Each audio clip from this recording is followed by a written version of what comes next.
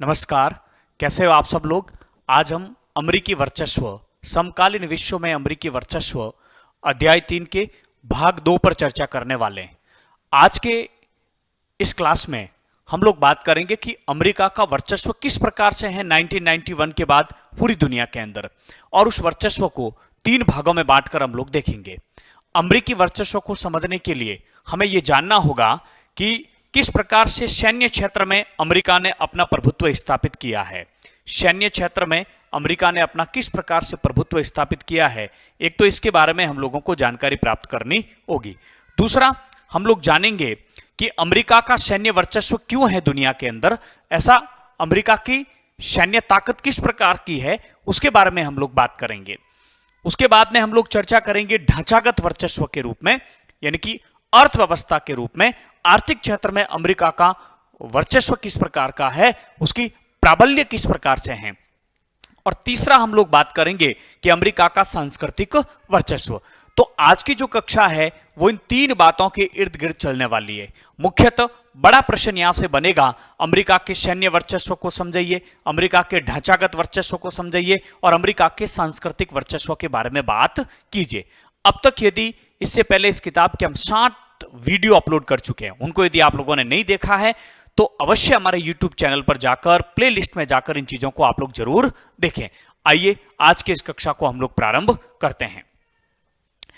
जैसा कि इस अध्याय की शुरुआत हम 3 कहानियों से प्रारंभ करेंगे, 3 एग्जाम्पल से इस वर्चस्व के बारे में हम लोग बात शुरू करेंगे। सबसे पहले हम जो बात शुरू करने वाले हैं वो एक आयशा नाम की लड़की है। आयशा, और आयशा बगदाद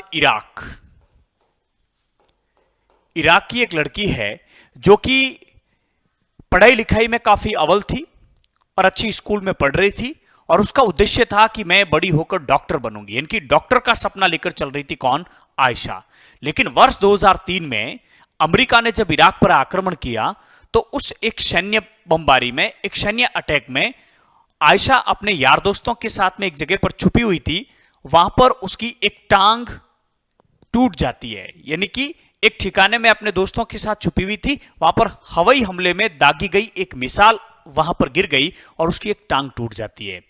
आयशा अब ठीक हो चुकी है, लेकिन उसके बावजूद भी उसका टारगेट यही है कि वो डॉक्टरी की पढ़ाई करना चाहती है और वो डॉक्टर बनना चाहती है। लेकिन ऐसा कब होगा? जब अमेरिका इराक से अपनी सेनाओं को हटा लेगा। ये एक सैन्य, अमेरिका के सैन्य वर्चस्व का एग्जाम्पल आप लोग देख सकते हैं। हालांकि वो चलना फिरना सीख चुकी है, लेकिन फिर भी जब विदेशी सेना वहां से जाएगी तब वो अपना ये लक्ष्य पूरा कर पाएगी। ये अमेरिका के सैन्य वर्चस्व का उदाहरण है, आप लोग देख सकते हैं। दूसरा हम लोग एग्जाम्पल जिसकी हम लोग चर्चा करने वाले हैं वो है आप लोगों के जाम्बू, जो कि डरबन, यह एग्जाम्पल डरबन दक्षिणी अफ्रीका का है। जाम्बू एक प्रतिभाशाली चित्रकार था, प्रतिभाशाली चित्रकार।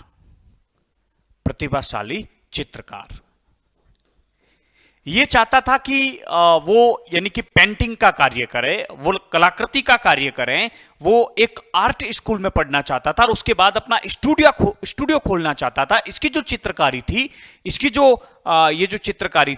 ये जो उसकी जो कला थी, उसमें विशेष रूप से पारंपरिक जनजातीय कला का इसके ऊपर बहुत अधिक प्रभाव था।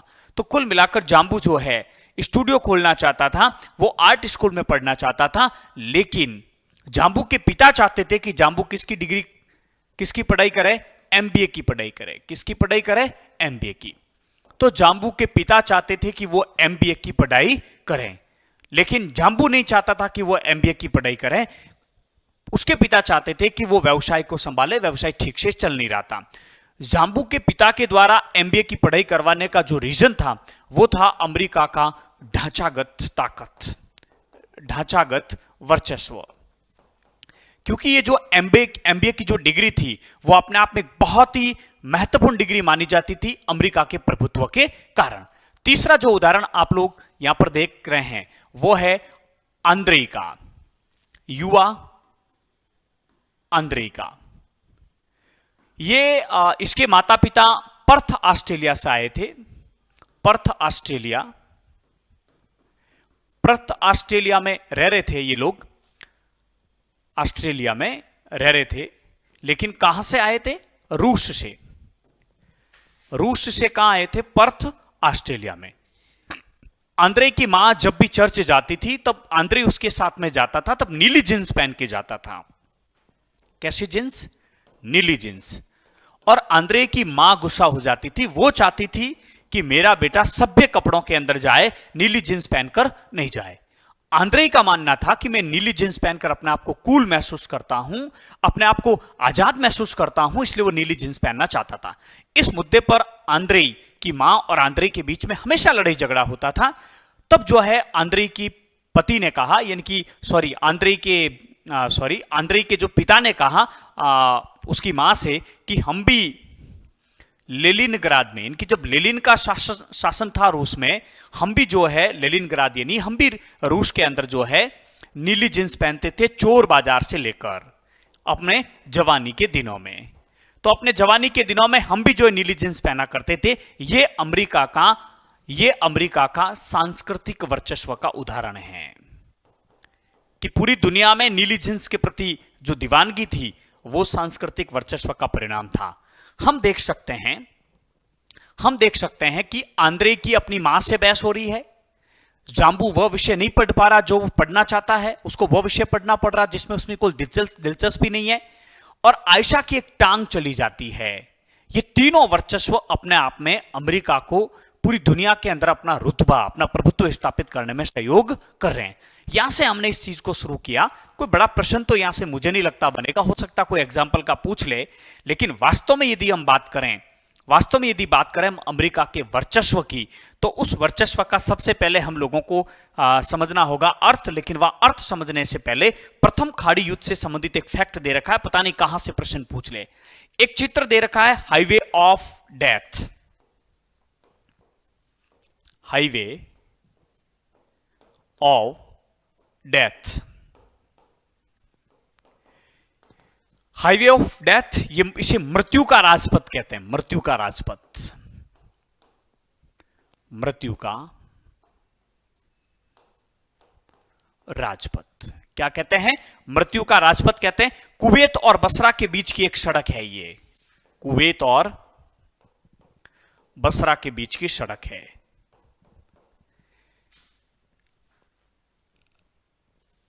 पीछे हटती इराकी सेना पर पहले खाड़ी युद्ध, फरवरी 1991, फरवरी 1991 में इराक की सेना पीछे हट रही थी और उसके ऊपर अमेरिकी सेना के द्वारा जो हवाई हमला किया गया था, उस हवाई हमले का एक यहां पर चित्र दे रखा है। तो कुल मिलाकर बहुत से लोग इसमें मारे गए थे। कुवैती बंदी मारे गए थे, फिलिस्तीनी नागरिक शरणार्थी मारे गए थे। अनेक विद्वानों और पर्यवेक्षकों ने इसे युद्ध अपराध कहा था। क्या कहा था? युद्ध अपराध, युद्ध अपराध का था। तो ये चीज बताने का कारण था कि बाई चांस प्रश्न पूछ ले कि युद्ध अपराध से आप क्या समझते हैं, तो इराक पर जो अमेरिका ने आक्रमण किया और उसके तहत जो हाईवे ऑफ डेथ, मृत्यु का राजपथ जिस सड़क को कहा जाता, कुवैत और बसरा के बीच में इराकी जो सेना पीछे हटती जा रही थी और अमेरिका अपने विमानों से यहां पर हमला कर रहा था, जिससे बहुत से शरणार्थी, बहुत से कुवैती बंदी मारे गए थे और उसके कारण बहुत से लोगों ने इसे युद्ध अपराध की संज्ञा दी थी। तो ये एक प्रथम खाड़ी युद्ध का जो है दृश्य है 1991 का। ठीक है, अब जो है हमारा अध्याय प्रारंभ होता है। क्या होता है वर्चस्व? वर्चस्व शब्द के लिए प्रत्येक देश हर तरीके से शक्ति प्राप्त करना चाहता है। और शक्ति प्राप्त करने का मुख्य ध्येय क्या होता है? क्योंकि आज के जमाने में प्रत्येक देश अपने आप को शक्तिशाली बनाना चाहता है। वो चाहता है कि उसकी शक्तियां बढ़े। शक्ति के इर्द गिर्द ही राजनीति घूमती है। किसी भी आम आदमी की तरह हर समूह भी ताकत पाना चाहता है और ताकत को कायम करना चाहता है। विश्व राजनीति में विभिन्न देश या देशों के समूह ताकत पाने और कायम रखने के लिए लगातार कोशिश करते हैं। विश्व का प्रत्येक देश चाहता है कि वो ताकतवर बने।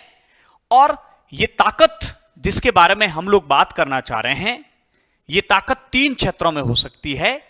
सैन्य क्षेत्र में, ढांचागत क्षेत्र में और सांस्कृतिक क्षेत्र में। सांस्कृतिक क्षेत्र में। तो आज हम जो चर्चा करने वाले हैं अमेरिका के सैन्य प्रभुत्व की, अमेरिका के ढांचागत प्रभुत्व की और अमेरिका के सांस्कृतिक प्रभुत्व की। तो 3 क्षेत्रों की बात करेंगे। जैसे कि विश्व में कभी न कभी किसी न किसी का प्रभुत्व जरूर होता है। हमने देखा द्वितीय विश्व युद्ध से लगाकर 1991 तक शीत युद्ध का दौर था और विश्व में 2 बड़ी महाशक्तियां थी, 2 केंद्र थे, इसलिए द्विव ध्रुवीय उसको कहा जाता था। 1991 में सोवियत संघ के पतन के बाद में विश्व में एक ही ताकत बची, जिसको हम एक ध्रुवीय विश्व व्यवस्था कह सकते हैं, लेकिन ध्रुव थोड़ा भ्रामक शब्द है, इसलिए उसके लिए हम जो शब्द प्रयोग कर रहे हैं वो है वर्चस्व। क्या है? वर्चस्व। ये जो वर्चस्व जो शब्द है ये यूनान से संबंधित है। यूनान में इस शब्द का प्रयोग किया जाता था और इसे हम कहते हैं हेगेमनी।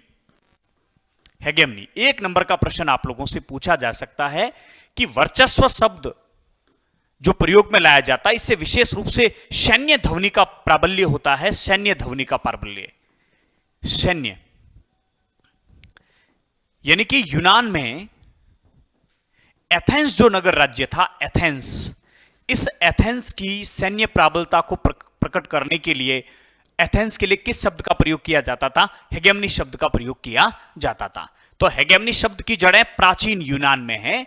1 नंबर का प्रश्न आप लोगों से पूछा जा सकता है कि हेगेमनी शब्द की जड़ें कहां हैं? प्राचीन यूनान में है। यह किसी एक देश के नेतृत्व या उसकी प्रबलता या उसके प्रभुत्व का बोध करवाता है। एथेंस की प्रबलता को इंगित करने के लिए शब्द का प्रयोग किया जाता था। हेगेमनी से ध्वनित सैन्य प्राबल्य का अर्थ यह है कि आज विश्व राजनीति में अमेरिका की हैसियत को बताने के लिए इसका इस्तेमाल करते हैं। आज हम अमेरिकी वर्चस्व की बात करते हैं कि आज अमेरिका का वर्चस्व है। वर्चस्व यानी अमेरिका की हेगेमनी है, यानी कि अमेरिका के सैन्य प्राबल्य को, अमेरिका के सैन्य रुतबे को, उसकी सैन्य ताकत को प्रदर्शित करने के लिए हम किस शब्द का प्रयोग कर रहे हैं? अमेरिकन हेगेमनी शब्द का प्रयोग कर रहे हैं। और आपने देखा कि वर्ष 2003 में जब अमेरिका ने इराक पर आक्रमण किया तो आयशा नाम की जो लड़की थी उसकी जो टांग गई थी वो किसका उदाहरण था? अमेरिका के सैन्य प्रबलता का ही उदाहरण था। आइए अब हम बात करते हैं कि अमेरिका की सैन्य ताकत के कौन से वो महत्वपूर्ण कारण हैं। तो चलिए सबसे पहले हम बात कर रहे हैं अमेरिका का सैन्य ताकत या सैन्य वर्चस्व। अमेरिका की सैन्य वर्चस्व के बारे में हम लोग बात करना चाह रहे हैं। आज पूरी दुनिया में अमेरिका का सैन्य प्राबल्य है, अमेरिका का सैन्य वर्चस्व है। क्यों है? क्योंकि अमेरिका की जो सैन्य ताकत है वो बेजोड़ है और अनूठी भी है। बेजोड़ इस प्रकार से है, अनूठी इस प्रकार से है कि दुनिया के किसी भी देश, दुनिया के किसी भी क्षेत्र में अमेरिका उस क्षेत्र को अपना निशाना बना सकता है। अपने आप को अधिकतम दूरी पर रखते हुए, अपने आप को अधिकतम सुरक्षित रखते हुए विश्व के किसी भी क्षेत्र में, विश्व के किसी भी कोने में अमेरिका उस क्षेत्र को निशाना बना सकता है और उसको तहस नहस कर सकता है। नंबर 2, अमेरिका की सैन्य ताकत के मुकाबले, उसकी तुलना में विश्व का कोई भी देश नहीं है। क्योंकि विश्व में 12 देश मिलकर, अमेरिका के नीचे वाले 12 देश मिलकर जो सैन्य व्यय करते हैं उससे कई अधिक अकेला अमेरिका करता है। तो इससे आप समझ सकते हैं कि अमेरिका की किस प्रकार से सैन्य ताकत है। तीसरा, जो पेंटागन, जहां अमेरिका का रक्षा विभाग है, वो प्रौद्योगिकी के ऊपर, सैन्य प्रौद्योगिकी के ऊपर एक बड़ी रकम खर्च करता है। तो इस प्रकार से अमेरिका के पास में जो सैन्य हथियार है वो न केवल मात्रात्मक दृष्टि से बल्कि गुणात्मक दृष्टि से भी काफी महत्वपूर्ण है। अंत में हम बात करेंगे कि एक कमजोरी अमेरिका की इसमें जरूर स्थापित हुई है।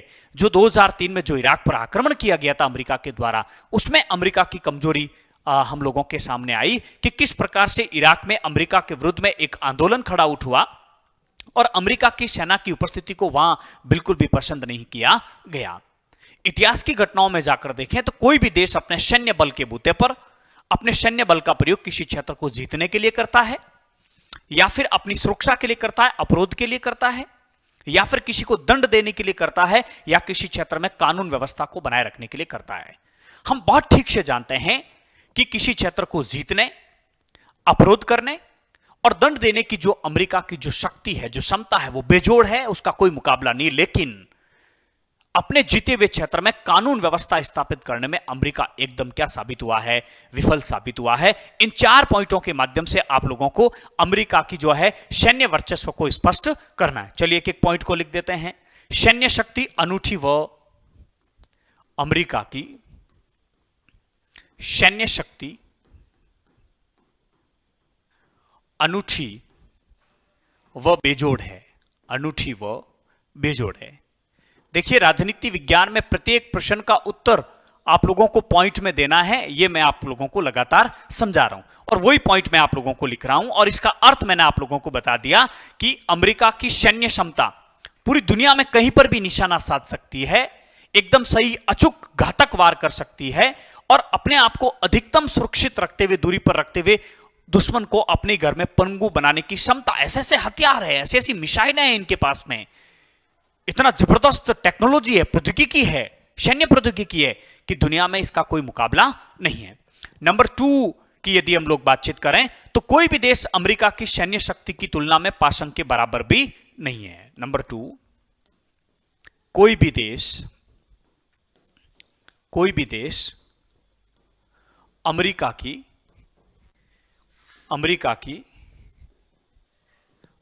की सैन्य शक्ति की तुलना में पाशंक के बराबर भी नहीं है, पाशंक के बराबर भी नहीं है। अर्थात अमेरिका की जो सैन्य ताकत है कोई भी देश उसके आसपास भी नहीं है। हम देख रहे हैं कि अमेरिका अकेला जितना सैन्य व्यय करता है, अमेरिका अकेला जितनी सैन्य व्यय करता है उतना सैन्य व्यय अमेरिका के नीचे वाले 12 देश मिलकर करते हैं, या 12 देश नहीं करते, उससे भी ज्यादा सैन्य व्यय अकेला कौन सा देश करता है? अमेरिका करता है। इससे आप समझ सकते हैं कि अमेरिका का किस प्रकार से सैन्य वर्चस्व है, सैन्य किस प्रकार से उसकी ताकत है। तीसरा पॉइंट, अमेरिका का जहां रक्षा विभाग स्थापित है, पेंटागन। पेंटागन जो कि अमेरिका का रक्षा विभाग है, 1 नंबर का प्रश्न आप लोगों से पूछा जा सकता है। अमेरिका का रक्षा विभाग पेंटागन अपनी बजट का एक बहुत बड़ा हिस्सा रक्षा अनुसंधान व प्रौद्योगिकी के विकास पर खर्च करता है, प्रौद्योगिकी।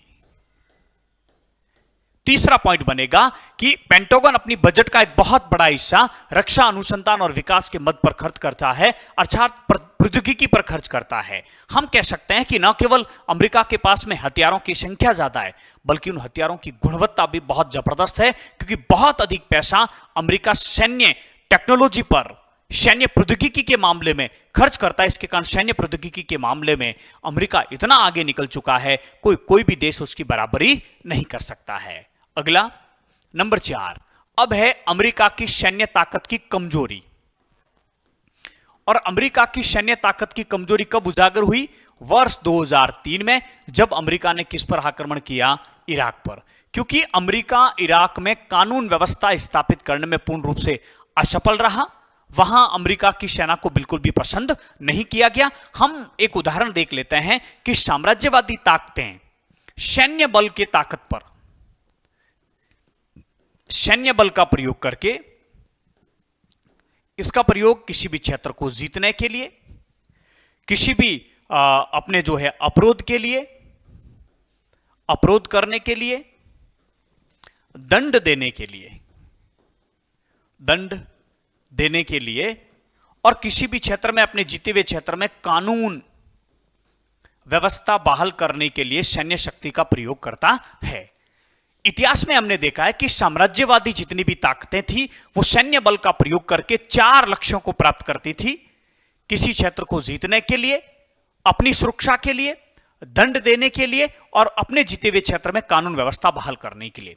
अमेरिका की हम बात करें तो जीतने की क्षमता विकट है, अवरोध भी करता, उसके ऊपर कोई भी देश आक्रमण करने की सोच भी नहीं सकता है, उसकी दंड देने की शक्ति भी जो बेजोड़ है, उसकी विजय क्षमता विकट है। लेकिन इस मामले में अमेरिका पूर्ण रूप से क्या साबित हुआ है? कमजोर साबित हुआ है, क्योंकि इराक में 2003 में आक्रमण जो किया गया था उसके बाद वहां पर कानून व्यवस्था स्थापित करने में अमेरिका पूर्ण रूप से क्या रहा था, असफल रहा था। तो इस प्रकार से अपने अधिकृत भूभाग में कानून व्यवस्था बहाल नहीं कर पाया, यह इसकी कमजोरी है। बाई चांस आप लोगों को कमजोरी पूछ ले तो अमेरिका के सैन्य वर्चस्व को कितने पॉइंटों में आप लोगों को स्पष्ट करना है, 4 पॉइंटों में आप लोगों को स्पष्ट करना है। कितने? सैन्य शक्ति अनूठी है, बेजोड़ है। कोई भी देश अमेरिका की सैन्य शक्ति की तुलना में पासंग के बराबर नहीं है। पेंटागन जो रक्षा विभाग है वो सैन्य प्रौद्योगिकी पर एक बड़ी रकम खर्च करता है। इस प्रकार से हम कह सकते हैं कि अमेरिका के पास में जो है गुणवत्ता वाले हथियार भी है, लेकिन एक कमजोरी साबित हुई है। वो कमजोरी कौन सी है? अपने जीते हुए क्षेत्र में कानून व्यवस्था बहाल करने। चलिए आगे बढ़ते हैं हम लोग। नंबर 2, अमेरिका का वर्चस्व ढांचागत ताकत के अर्थ में है। दूसरा, अब हम बात करते हैं अर्थव्यवस्था के क्षेत्र में अमेरिका की ताकत, ढांचागत वर्चस्व। अमेरिका न केवल सैन्य शक्ति की दृष्टि से विश्व का एक मजबूत देश है, बल्कि अमेरिका की जो ढांचागत ताकत है, जो अर्थव्यवस्था है, वो भी अपने आप में बहुत मजबूत है। ढांचागत वर्चस्व का तात्पर्य है कि विश्व में कोई न कोई एक ऐसा देश होता है जो विश्व की अर्थव्यवस्था का नियमन करता है, जो विश्व की अर्थव्यवस्था को अपनी मन मर्जी से चलाता है, जो विश्व की अर्थव्यवस्था के नियम बनाता है और अपने लाभ के अनुसार विश्व की अर्थव्यवस्था के नियमों को तय करता है और उसको संचालित भी करता है। यह क्षमता अमेरिका की बेजोड़ है। हम इस बात को देख सकते हैं कि विश्व में आज अर्थव्यवस्था के नियमों को निर्धारण करने में और वैसी अर्थव्यवस्था को बनाए रखने जिससे अमेरिका का हित सत्ता हो, उसको तैयार करने में, उसको बनाए रखने में अमेरिका की जो है जबरदस्त ताकत है। इस बात को हम स्वीकार करते हैं। यह जरूर है कि दबदबे वाला देश ऐसा अपने फायदे के लिए करता है, लेकिन अक्सर अन्य देशों को भी इस खुली अर्थव्यवस्था का क्या प्राप्त होता है? लाभ प्राप्त होता है। आइए हम बात करते हैं कि किस प्रकार से अमेरिका का विश्व में ढांचागत वर्चस्व है। सबसे पहले हम बात करते हैं कि सार्वजनिक वस्तुओं को मुहैया करवाने के मामले में अमेरिका विश्व में सबसे अग्रिम पंक्ति में है, सबसे अग्रिम पंक्ति में है।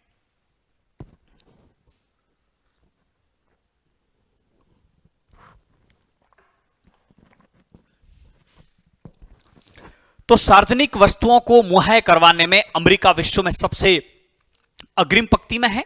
सार्वजनिक वस्तुएं उन वस्तुओं को कहा जाता है कि किसी वस्तु का एक व्यक्ति के द्वारा प्रयोग किए जाने पर अन्य व्यक्तियों को उसको प्राप्त होने वाली मात्रा में किसी प्रकार का कोई जो है कमी महसूस नहीं होती है, उसको किसी प्रकार का नुकसान नहीं होता, उन्हें हम सार्वजनिक वस्तुएं कहते हैं। जैसे स्वच्छ वायु है, जैसे सड़क मार्ग है, ये इसके अंतर्गत आते हैं। सार्वजनिक वस्तुओं का एक बहुत महत्वपूर्ण एग्जाम्पल हम यहां पर ले सकते हैं, वो है समुद्री व्यापारिक मार्ग।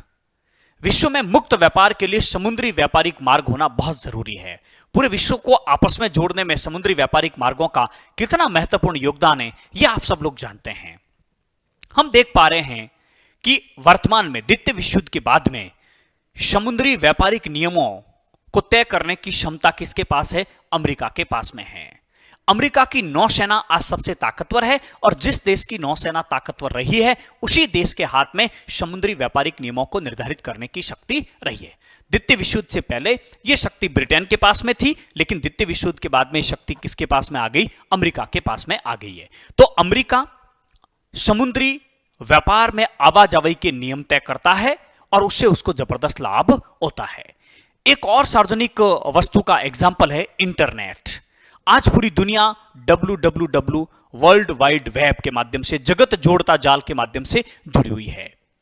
ये जो इंटरनेट है, इस इंटरनेट की जो ये प्रणाली है, ये इंटरनेट जो देन है, वो अमेरिकी अनुसंधान का परिणाम है। इंटरनेट उपग्रहों के ऊपर वर्तमान में संचालित होता है, विश्वव्यापी एक तंत्र से जुड़ा हुआ है, विश्वव्यापी उपग्रहों के तंत्र से ये इंटरनेट चलते हैं, लेकिन अधिकांश जो उपग्रह है उसमें किस देश के हैं? अमेरिका के हैं। तो आप लोग समझ पा रहे हैं कि किस प्रकार से अमेरिका की ताकत बेजोड़ है। अगले उदाहरण की हम लोग बातचीत करते हैं तो अमेरिका का विश्व की अर्थव्यवस्था में 21% योगदान है, यानी कि 79% विश्व के अन्य देशों का अर्थव्यवस्था में योगदान है और अकेले अमेरिका का 21% योगदान है। विश्व के व्यापार में यूरोपीय यूनियन को व्यापार को शामिल करते हैं, अकेले अमेरिका का 14% विश्व व्यापार में योगदान है। विश्व के अंदर कोई भी ऐसा क्षेत्र नहीं है जहां टॉप 3 में एक अमेरिका की कंपनी नहीं हो अर्थव्यवस्था के क्षेत्र में। एक और पॉइंट की हम लोग बातचीत करते हैं कि ब्रेटन वुड जो प्रणाली है 1944 में ब्रेटन वुड जो सम्मेलन हुआ था, उस सम्मेलन के तहत मुद्रा को नियमित करने का, मुद्रा के विनियम करने का, उसको स्थिर करने के जो प्रयास किए गए थे, अमेरिका में यह सम्मेलन हुआ था, ब्रेटन वुड में हुआ था, इसलिए इसको ब्रेटन वुड सम्मेलन या ब्रेटन वुड प्रणाली के नाम से जाना जाता है। विश्व बैंक और अंतरराष्ट्रीय मुद्रा कोष ब्रेटन वुड प्रणाली की जुड़वा संतानें माना जाता है। तो ये जो WTO है, विश्व बैंक है, अंतरराष्ट्रीय मुद्रा कोष है और WTO विश्व व्यापार संगठन है, जो विश्व के अंदर व्यापार के नियमों को तय करते हैं, जिसका विश्व की अर्थव्यवस्था में महत्वपूर्ण योगदान। इन तीनों संस्थाओं पर किसका दबदबा है? अमेरिका का है। और ये तीनों संस्थाएं किसकी देन है? अमेरिका की है। अंत में यदि हम बात करें तो एक अकादमिक डिग्री की बात करेंगे और वो अकादमिक डिग्री है MBA की। ये MBA की डिग्री एक व्यावसायिक डिग्री के रूप में सबसे पहले इसको प्रचलन में लाने का यदि श्रेय दिया जाता तो अमेरिका को दिया जाता है। आज दुनिया भर में MBA की डिग्री को अच्छी डिग्री के रूप में स्वीकार किया जाता है, इसके महत्व को स्वीकार किया जाता है। लेकिन सबसे पहले अमेरिका ने इस धारणा को जन्म दिया कि व्यवसाय भी अपने आप में कौशल है और इसको विश्वविद्यालय और यूनिवर्सिटी से या स्कूल से प्राप्त किया जा सकता है। 1881 में अमेरिका में पहली यूनिवर्सिटी ऑफ पेंसिल्वेनिया में वार्टन नाम की स्कूल स्थापित की गई थी, जो पहली विश्व की बिजनेस स्कूल थी। वर्ष 1900 में अमेरिका में MBA की डिग्री का पाठ्यक्रम प्रारंभ हो चुका था, जबकि दुनिया के अन्य देशों में 1950 में जाकर MBA का पाठ्यक्रम प्रारंभ हुआ। आप जान सकते हैं कि जाम्बू के पिता क्यों चाहते थे कि वो MBA की डिग्री करे? वो अमेरिका के ढांचागत प्रभाव के कारण चाहते थे। तो इन एग्जाम्पल के माध्यम से हम समझ सकते हैं एक एक पॉइंट को लिखकर कि किस प्रकार से पूरी दुनिया में अमेरिका का जो है ढांचागत वर्चस्व है। आइए एक एक पॉइंट के बारे में हम लोग बात करते हैं। तो ढांचागत ताकत का मतलब है कि विश्व की अर्थव्यवस्था को एक खास समझ से हैं कि इस समझ की बुनियादी धारणा है कि वैश्विक अर्थव्यवस्था में अपनी मर्जी से चलाने वाला कोई एक ऐसा देश जरूर होता है जो अपने मतलब की चीजों को बनाए और बरकरार रखने। ऐसे किसी देश के लिए जरूरी है कि उसके पास में व्यवस्था कायम करने के लिए कायदों को लागू करने की क्षमता और इच्छा होनी चाहिए, और यह क्षमता और इच्छा आज किसके पास में है? अमेरिका के पास में है। हालांकि इससे दूसरे देश भी लाभान्वित हो रहे हैं। पॉइंटों की यदि हम बात करें एक एक पॉइंट, तो सबसे पहले है ढांचागत ताकत के रूप में सार्वजनिक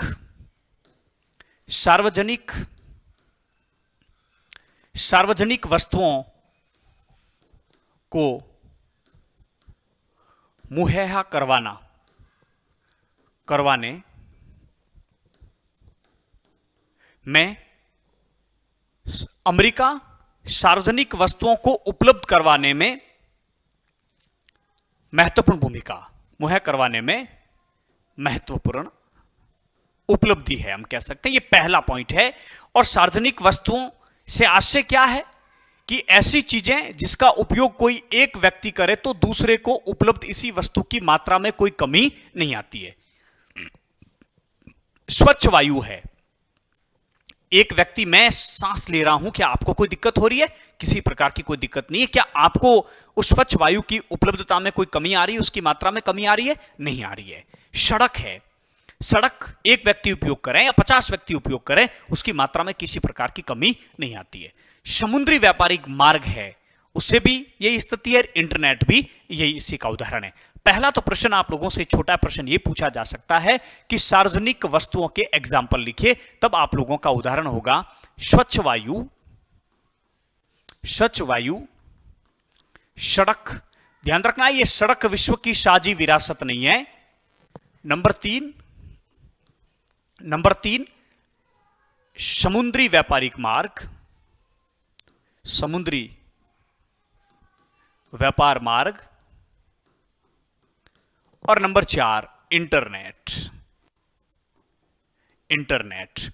आपसे यदि प्रश्न पूछा जाता है कि विश्व के किन्हीं 2 सार्वजनिक वस्तुओं के नाम लिखिए, तब सबसे बेस्ट तो यही होगा समुद्री व्यापारिक मार्ग और इंटरनेट। और 4 पूछे तो स्वच्छ वायु और सड़क का उदाहरण भी आप लोग लिख सकते हैं। जैसा कि मैंने आप लोगों को बताया कि समुद्री व्यापारिक मार्ग जिनका इस्तेमाल व्यापारिक जहाज करते हैं, आज पूरे विश्व में सर्वाधिक व्यापार यदि किसी मार्ग से होता है, यातायात के किसी साधन से होता है या किसी मार्ग से होता है, तो है समुद्री व्यापारिक मार्ग। खुली वैश्विक अर्थव्यवस्था में मुक्त समुद्री व्यापार का बहुत महत्वपूर्ण योगदान है। समुद्री व्यापारिक मार्गों के बिना हम खुली अर्थव्यवस्था को स्थापित नहीं कर सकते, विश्व को आपस में जोड़ नहीं सकते हैं। जिस देश के पास में सैन्य दबदबा होगा, जिस देश की सैन्य ताकत मजबूत होगी, नौसेना ताकत मजबूत होगी, वही समुद्री व्यापारिक मार्ग के आवाजाही के नियम तय करेगा। और वो नियम तय करने का आज ताकत किसके पास में है? अमेरिका के पास में है। जैसा कि हम जानते हैं कि द्वितीय विश्व युद्ध के बाद में ब्रिटेन की ताकत जो नौसेना वो कमजोर होती गई और अमेरिका की नौसेना बढ़ती गई। दूसरा यदि हम एग्जाम्पल देखते हैं, पहला एग्जाम्पल हमने देख लिया, दूसरा एग्जाम्पल यहां पर किसका है? इंटरनेट का। इंटरनेट, तो ये जो इंटरनेट है, ध्यान रखना एक प्रश्न पूछा जा सकता है, www वर्ल्ड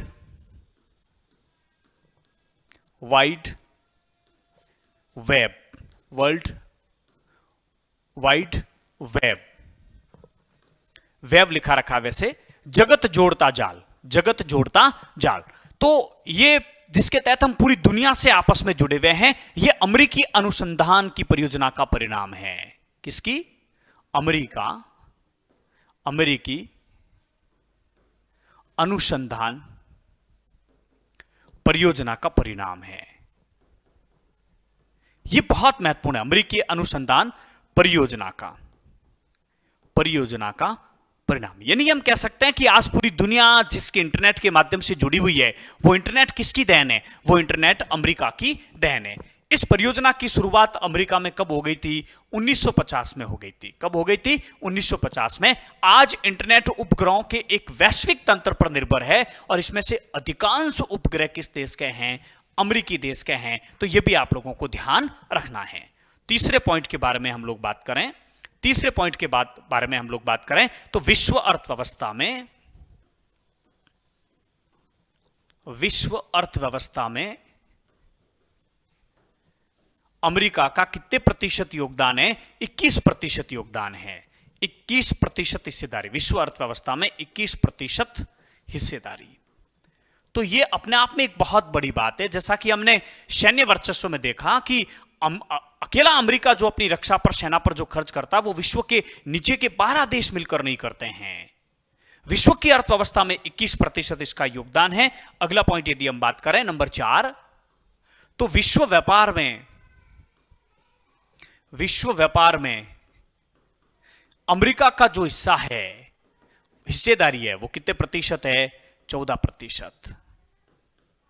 14% है। पांचवा पॉइंट यही लिख देता हूं कि विश्व के प्रत्येक क्षेत्र में, विश्व के अर्थव्यवस्था के प्रत्येक क्षेत्र में, अर्थव्यवस्था के प्रत्येक क्षेत्र में महत्वपूर्ण जो फर्स्ट, सेकंड और थर्ड जो कंपनी है, वो तीनों में से एक जो है किस देश की है? अमेरिका की है। विश्व के प्रत्येक क्षेत्र की अर्थव्यवस्था में तीन में से एक जो कंपनी है, इनकी या तो फर्स्ट या सेकंड या थर्ड स्थान किसका है? अमेरिका का। यहां जरा देखिए आप लोग, जीडीपी 2018 और जीडीपी 2018 की जो है बता रखा है। इसमें आप देखिए अकेले अमेरिका का जो क्षेत्र है वो आपको सबसे अधिक दिखेगा, 21.48। उसके बाद चीन का है 14.17। तो ये यहां पर देखिए आप लोग, यहां अमेरिका का थोड़ा पीपीपी में थोड़ा सा कम हो जाता, बाकी सबसे। तो देखिए अमेरिका विश्व की सबसे बड़ी अर्थव्यवस्था है, विश्व की सबसे बड़ी जो है अर्थव्यवस्था। इस बात का आप लोगों को ध्यान रखना है। आगे देखिए, तो कहने का मतलब है कि विश्व में एक भी ऐसा क्षेत्र नहीं जिसमें अमेरिकी कंपनी अग्रणी 3 कंपनियों में से एक नहीं है। ये पॉइंट मैं वापस लिख देता हूं, चौथा पॉइंट वापस लिख रहा हूं।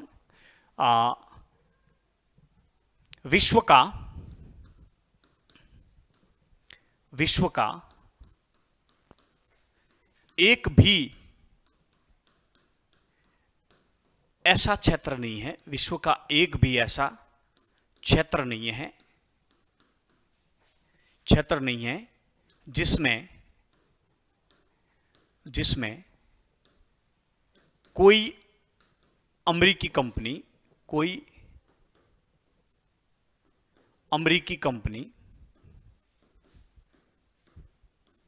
अग्रणी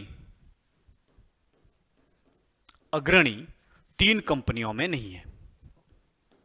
3 कंपनियों में अर्थात प्रत्येक 3 में से एक जो महत्वपूर्ण कंपनी है वो किसकी है? अमेरिका की है। चलिए आगे बढ़ते हैं। 5वां पॉइंट, ब्रेटन वुड प्रणाली। ब्रेटन वुड प्रणाली, ये ब्रेटन वुड प्रणाली किसकी देन है? अमेरिका की। ब्रेटन वुड सम्मेलन कब हुआ था? 1944 में हुआ था ब्रेटन वुड में, जो अमेरिका में है। और इस ब्रेटन वुड प्रणाली की देन है विश्व बैंक और अंतर्राष्ट्रीय मुद्रा कोष। ध्यान रखना, अंतर्राष्ट्रीय मुद्रा कोष, इनको जुड़वी बहनें या ब्रेटन वुड प्रणाली की संतानें कहा जाता है। इसी की देन है विश्व बैंक और अंतर्राष्ट्रीय मुद्रा कोष। और उसके बाद में हम कर सकते हैं WTO, विश्व व्यापार संगठन। और इन तीनों अंतर्राष्ट्रीय जो संस्थाएं हैं, WTO, विश्व बैंक और अंतर्राष्ट्रीय मुद्रा कोष, ये किसका वर्चस्व या किसके संगठन है? अमेरिका के संगठन है। इसमें दबदबा किसका है? अमेरिका का है। ब्रेटन वुड प्रणाली विश्व में मुद्रा का नियमन करने के लिए, मुद्रा को स्थिर करने के लिए, डॉलर को इस समय एक मानक माना गया था, उसके लिए सम्मेलन आयोजित हुआ था। विश्व के लगभग 44 देशों ने इसमें भाग लिया था। तो 5वां पॉइंट हो गया कि ब्रेटन वुड प्रणाली जो 1944 की थी, सम्मेलन था, इसके तहत विश्व बैंक, अंतर्राष्ट्रीय मुद्रा कोष की स्थापना हुई, जो कि अमेरिका का परिणाम माना जाता है। 6वां पॉइंट, MBA की डिग्री। 6वां पॉइंट हम लिख सकते हैं कि MBA की अकादमिक डिग्री, MBA की अकादमिक डिग्री, MBA की अकादमिक डिग्री। यहां MBA का पूरा नाम भी आपको याद रखना, master of business administration. Master of business administration, यह विशुद्ध रूप से अमेरिकी धारणा है कि व्यवसाय अपने आप में एक पेशा है। यानी अमेरिका का मानना था कि व्यवसाय भी अपने आप में एक पेशा है, यानी कि, और इस पेशे को, यह पेशा एक कौशल पर निर्भर करता है, और यह कौशल, यह हुनर हम विश्वविद्यालय में प्राप्त कर सकते हैं। बहुत महत्वपूर्ण प्रश्न रहेगा। University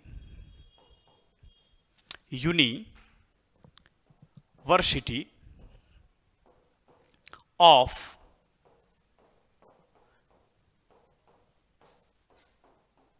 Pennsylvania, university of Pennsylvania में वाहर्टन नाम से, किस नाम से? वाहर्टन स्कूल खुला। वाहर्टन स्कूल के नाम से, वाहर्टन स्कूल के नाम से विश्व में पहला बिजनेस स्कूल खुला। विश्व का पहला बिजनेस स्कूल, विश्व का पहला बिजनेस स्कूल कहां खुला? अमेरिका के अंदर, यूनिवर्सिटी ऑफ पेंसिल्वेनिया में वाहर्टन स्कूल खुला था, और यह पहला विश्व का बिजनेस स्कूल था। और इसकी स्थापना, बहुत महत्वपूर्ण प्रश्न है, 1881 में हो गई थी, जब दुनिया ने इस बात को सोचा भी नहीं कि MBA की डिग्री भी एक व्यावसायिक डिग्री हो सकती है, यह भी एक पैसा है, इसको एक कौशल के रूप में विश्वविद्यालय में पढ़कर अर्जित किया जा सकता है। तो प्रश्न पूछा जाएगा, दुनिया का पहला बिजनेस स्कूल कहां खुला था? यूनिवर्सिटी ऑफ पेंसिल्वेनिया में बिजनेस स्कूल के नाम से वाहर्टन स्कूल खुला था 1881 में। और 1900 में, ध्यान रखना, वर्ष 1900 में अमेरिका में MBA की पढ़ाई प्रारंभ हो चुकी थी। MBA का पाठ्यक्रम प्रारंभ हो चुका था। और विश्व के अन्य देशों में यह पाठ्यक्रम कब प्रारंभ हुआ? 1950 में। आज पूरी दुनिया में MBA को एक प्रतिष्ठित अकादमिक डिग्री के रूप में जो है दर्जा हासिल है। दक्षिणी अफ्रीका के दोस्त जाम्बू का उदाहरण आप लोगों को याद आ रहा होगा कि क्यों उसके पिता चाहते थे कि वो MBA की पढ़ाई करें। तो ये था अमेरिका का ढांचागत वर्चस्व। एक बार इन 6 पॉइंट को हम लोग वापस देख लेते हैं, जरा फटाफट देखिए। ढांचागत यानी कि पहला, सार्वजनिक वस्तुओं को मुहैया करवाने में अमेरिका जो है महत्वपूर्ण है। इस पॉइंट को थोड़ा सा हम संशोधित कर देते हैं, सार्वजनिक वस्तुओं को मुहैया करवाने में अग्रणी यानी अमेरिका सबसे आगे। सार्वजनिक वस्तुओं की बात करें तो कौन कौन सी? स्वच्छ वायु, सड़क, समुद्री व्यापारिक मार्ग और इंटरनेट। उसके बाद हम बात करते हैं फिर हमने सबसे पहले किसके बारे में बात की? ये एक छोटा पॉइंट बनेगा यहां से, छोटा पॉइंट, सार्वजनिक वस्तुओं का छोटा पॉइंट पहला समुद्री व्यापारिक मार्ग के बारे में बात की, और छोटा पॉइंट नंबर सेकंड इंटरनेट। ये दो छोटे छोटे पॉइंट है पहले में। हाँ, नंबर 2 ये रहेगा, फिर नंबर 2 ये रहेगा, विश्व की अर्थव्यवस्था में अमेरिका की 21% हिस्सेदारी। ये दूसरा पॉइंट। नंबर 3 आप लोगों की ये रहेगा कि विश्व व्यापार में अमेरिका की जो है 14% हिस्सेदारी। नंबर 4, विश्व के प्रत्येक क्षेत्र में, खैर इस पॉइंट को हमने वैसे भी नया ले लिया है, यहां से हटा देता हूं मैं, यहां से हटा देता हूं मैं।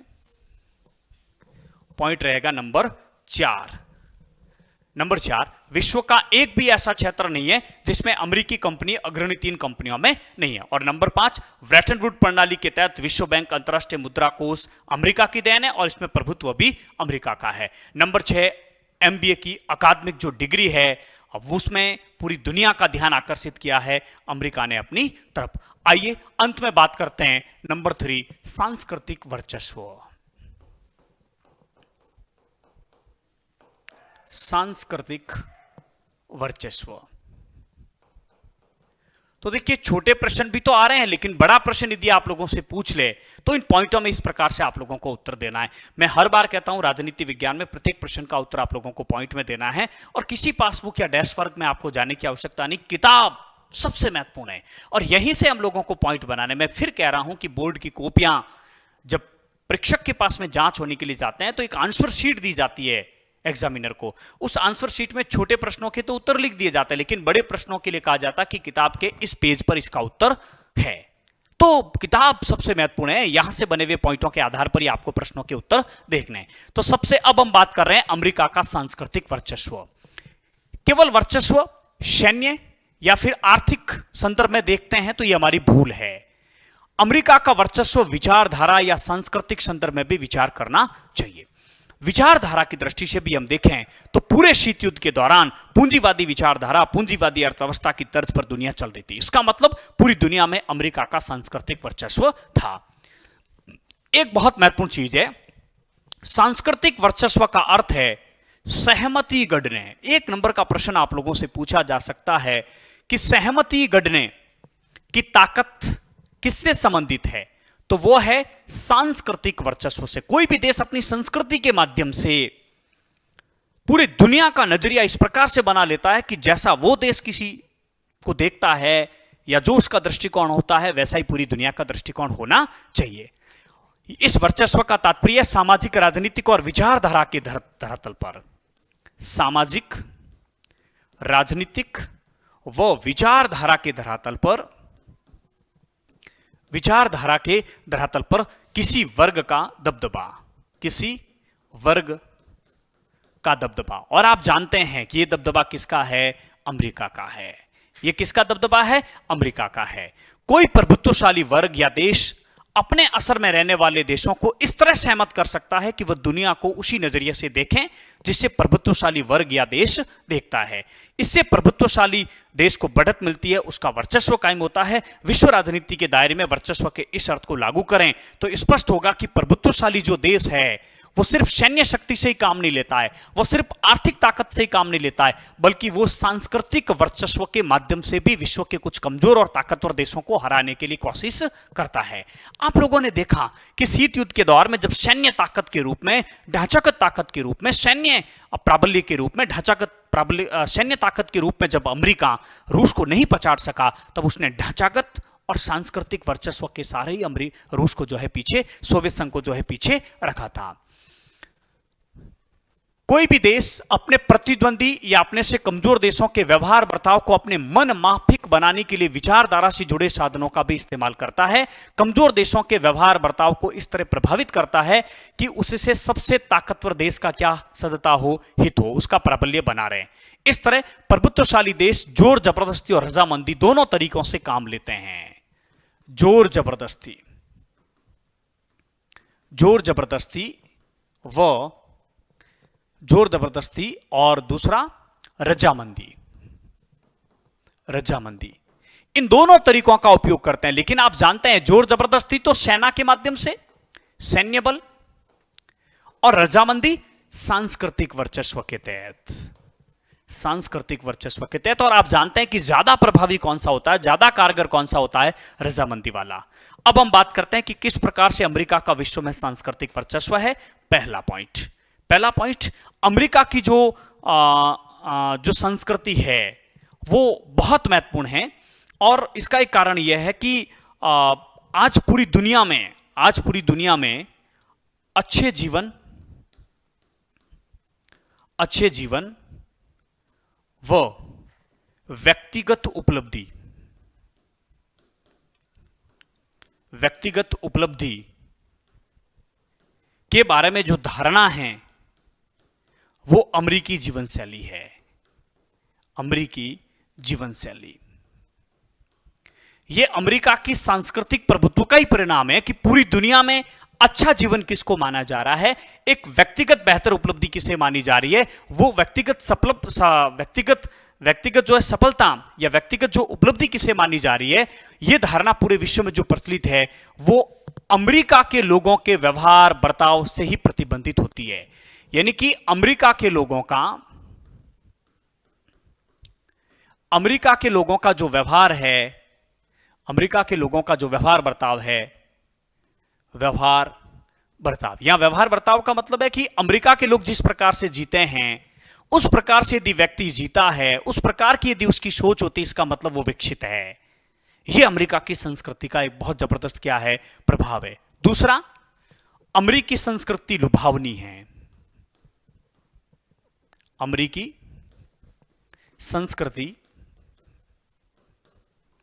लुभावनी है। अमेरिकी संस्कृति कैसी है, लुभावनी है। इसी कारण से वो क्या है, ताकतवर है। यानी अमेरिका की संस्कृति बहुत अधिक आकर्षक है। पूरी दुनिया अमेरिकी संस्कृति की तरफ क्या हो रही है, आकर्षित हो रही है, आकर्षक है। और जो संस्कृति आकर्षक होगी, जो प्रभुत्वशाली होगी, जो ताकतवर होगी, वो पूरी दुनिया को अपनी तरफ खींचेगी। आज हम अमेरिका के जैसे खाना पीना चाहते हैं, अमेरिकी लोग जैसे कपड़े पहनते हैं वैसे कपड़े पहनना चाहते हैं, अमेरिका के लोग जैसा बोलते हैं वैसा हम बोलना चाहते हैं। उनकी जीवन शैली हम लोग अपना रहे। क्यों? क्योंकि हमारे ऊपर अमेरिका का क्या है, वर्चस्व है। तो इस बात का भी आप लोगों को ध्यान रखना है। आप लोगों को आंद्रे याद आ रहा होगा। आंद्रे की मां चाहती थी कि वो चर्च जाता है तब अच्छे कपड़े पहने, सभ्य कपड़े पहने, लेकिन आंद्रे क्या पहनना चाहता था, नीली जींस। ये नीली जींस अमेरिका के वर्चस्व का प्रतीक है। पहनावा, खान पान और रहन सहन हम उस प्रकार से करना चाह रहे हैं जैसे अमेरिका के लोग रखते हैं। यही कारण है कि आपने देखा होगा कि उसने कहा कि यह आजादी का प्रतीक है, इसको पहनकर मैं कूल महसूस करता हूं। और हमने देखा कि सोवियत संघ में चोर बाजार में जाकर सोवियत संघ के युवक और युवतियां अपने महीने भर की तनख्वाह बचाकर नीली जींस खरीदते थे और वो पहनते थे। ये अपने आप में अमेरिका की एक बहुत बड़ी जो है ताकत थी शीत युद्ध के दौरान। सोवियत संघ की एक पूरी पीढ़ी के लिए नीली जींस अच्छे जीवन का प्रतीक बन गया। सोवियत संघ की युवा पीढ़ी का मानना था कि हम यदि नीली जींस पहन रहे हैं तो इसका मतलब हमारा जीवन कैसा है, अच्छा है, एक ऐसा अच्छा जीवन जो सोवियत संघ में उपलब्ध नहीं था। तो इस प्रकार से हम कह सकते हैं कि शीत युद्ध के दौरान जब अमेरिका को लगा कि सैन्य ताकत के बूते में सोवियत संघ को मात नहीं दे सकता हूं, तब अमेरिका ने ढांचागत ताकत और सांस्कृतिक प्रभुत्व के दायरे में सोवियत संघ से क्या मारी, बाजी मारी। सोवियत संघ की जो केंद्रीकृत, जो नियोजित अर्थव्यवस्था, उसके लिए अंदरूनी आर्थिक संगठन का एक वैकल्पिक मॉडल जरूर था, लेकिन पूरे शीत युद्ध के दौरान विश्व की अर्थव्यवस्था किसके तर्ज पर चली थी, पूंजीवाद के तर्ज पर चली थी। अमेरिका ने सबसे बड़ी जीत सांस्कृतिक प्रभुत्व के दायरे में हासिल की। सोवियत संघ में नीली जींस के प्रति जो दीवानगी थी वो इस बात का साफ साफ उदाहरण था कि अमेरिका एक सांस्कृतिक उत्पाद के दम पर सोवियत संघ में दो पीढ़ियों के बीच दूरियां पैदा कर दी। युवा पीढ़ी की अलग विचारधारा और पुरानी पीढ़ी की अलग प्रकार की विचारधारा। तो इस प्रकार से आप जान पाए होंगे कि तीसरा पॉइंट इसमें हम लोग बना सकते हैं कि शीत युद्ध में सोवियत संघ के युवकों में नीली जिन्स के प्रति दीवानगी, नीली जिन्स के प्रति दीवानगी, नीली जिन्स के प्रति दीवानगी, ये इस बात का प्रतीक था कि वो अच्छा जीवन का प्रतीक मानते थे इसको, किसको? नीली जींस को, अच्छे जीवन का प्रतीक, अच्छे जीवन का प्रतीक। तो कुल मिलाकर शीत युद्ध के दौरान इस बात को हम देख सकते हैं। आ जाइए एक बार वापिस हम देख लेते हैं अमेरिका का सांस्कृतिक वर्चस्व, ये सहमति घटने से संबंधित है। कोई भी देश अपनी सामाजिक, राजनीतिक और विचारधारा इस प्रकार से किसी वर्ग पर स्थापित करता है कि वो जिस नजरिए से पूरी दुनिया को देखे, उसका जैसा खान पान, रहन सहन, पहनावा है, वो जैसी जिसकी उसकी संस्कृति, कल्चर है, वैसा ही पूरी दुनिया को अच्छा लगे। और हम इस मामले में देखते हैं कि अमेरिका का वर्चस्व जबरदस्त है। एक ताकतवर देश जोर जबरदस्ती और रजामंदी दोनों तरीके से अपना वर्चस्व स्थापित करना चाहता है, लेकिन रजामंदी से जो वर्चस्व स्थापित किया जाता है वो ज्यादा कारगर होता है। कौन सी बातें जो अमेरिका के सांस्कृतिक वर्चस्व का एग्जाम्पल है? एक अच्छे जीवन और व्यक्तिगत सफलता के बारे में जो धारणा है वो पूरी दुनिया में अमेरिका के लोगों की जीवन शैली और उनके व्यवहार बर्ताव से संबंधित है। अमेरिका की संस्कृति लुभावनी है, ताकतवर है, आकर्षक है और इसके कारण हम सब उसकी तरफ आकर्षित होते जा रहे हैं। और आज हमारे देश में भी अमेरिकी संस्कृति का प्रचार और प्रसार हो रहा है। और तीसरा हमने देखा कि जो है शीत युद्ध में सोवियत संघ के युवकों में नीली जिन्स के प्रति जो दीवानगी थी, ये दीवानगी इस बात का प्रतीक थी कि किस प्रकार से सोवियत संघ के दो पीढ़ियों के बीच में उसने दरार उत्पन्न कर दी अमेरिका ने, और अंततः अमेरिका का वर्चस्व स्थापित हो गया। थोड़ी सी बातें जरूर बोरिंग करने वाली है, लेकिन आप लोगों को पॉइंट बनाकर इन चीजों को याद करोगे तो ठीक से आप लोगों को याद हो जाएगी। ये था समकालीन विश्व की राजनीति के अमेरिकी वर्चस्व का भाग 2। एक भाग और आते ही आपका यह अध्याय क्लियर हो जाएगा। जल्दी ही कोशिश करेंगे आज शाम को ही तीसरा पार्ट भी आप लोगों तक हम लोग उपलब्ध करवा दें। इस वीडियो को पूरा देखने के लिए आपका बहुत बहुत आभार। कक्षा 12 के विद्यार्थियों तक जरूर शेयर करें, लाइक करें, कमेंट्स करके बताएं हमारे प्रयास आपको किस प्रकार से लग रहे हैं, और लगातार अनवरत तैयारी करते रहिए। अच्छे अंक आप लोगों को प्राप्त होंगे, इस बात का मैं आपको भरोसा दिला सकता हूं। थैंक यू वेरी मच, धन्यवाद।